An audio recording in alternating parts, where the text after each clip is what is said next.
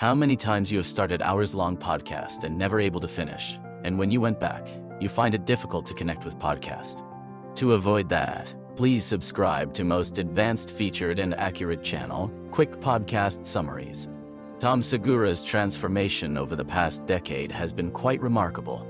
Looking at old photos, he's almost half the size he used to be. He attributes this change to getting tired of feeling unwell and wanting to be around for a longer period. For Tom, it's an ongoing process, not something that can be addressed once and then forgotten. He believes it's a constant thought process, always thinking about how to feel better. Chris Williamson wonders if the days of living a degenerate lifestyle, smoking and eating in bed, are behind Tom. Tom agrees that there's a certain freedom in not caring about one's health, but it has an expiration date. He used to admire comedians who were a mess, thinking that was the key to their artistic expression.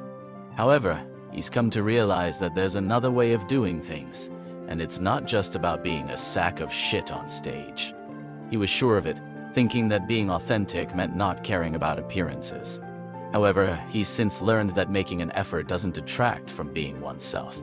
Chris Williamson brings up the idea that some lessons can't be taught, and Tom agrees.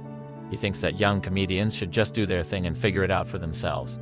Telling them what not to do might prevent them from encountering something that could spark something in them. The conversation turns to the topic of wealth and happiness. Tom believes that money won't make you happy, but it's a lesson that people don't want to hear. Chris Williamson mentions a book called Die with Zero by Bill Perkins, which is about making the most of one's wealth. He notes that reading the book and then experiencing the lesson firsthand with the author made it more impactful. Tom Segura agrees that experiencing lessons firsthand is more effective than just being told about them. He thinks that's why cliché expressions exist, because they're true and have been experienced by millions of people. However, no one wants to hear it, and it's only when you experience it yourself that it resonates. Chris Williamson talks about the concept of unteachable lessons, such as the idea that money won't make you happy, or that you're not in love with someone just because they're pretty and difficult to get. Tom Segura thinks that people never learn these lessons and continue to chase after things that won't fulfill them. The conversation shifts to the topic of weight loss and the use of GLP-1 drugs like Ozempic. Chris Williamson mentions a study that found 37% of Gen Z plans to skip the gym and use Ozempic instead. Tom Segura thinks that this is a temporary solution and that people are losing muscle mass at a higher rate than they think.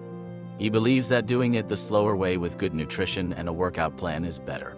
Chris Williamson shares an anecdote about seeing Alex Jones at the gym, working hard and losing weight. However, people on the internet are attributing his weight loss to Ozempic, rather than his hard work. Tom Segura thinks that this is similar to how people assume that celebrities who are in good shape must be using steroids, rather than putting in the effort to work out. Tom Segura also talks about his own experience with weight loss, mentioning that he considered using GLP-1 drugs, but instead worked with a nutritionist to change his approach. He believes that resistance training can mitigate the loss of muscle mass associated with weight loss, but people who don't have a health and fitness routine are more likely to take shortcuts. If you want to listen to the complete summary, please subscribe to Quick Podcast Summaries on Spotify and Apple Podcasts for less than the price of candy in most places, and you can save an average of 15 to 20 hours per week of your precious time. It's a great way to stay informed while saving time.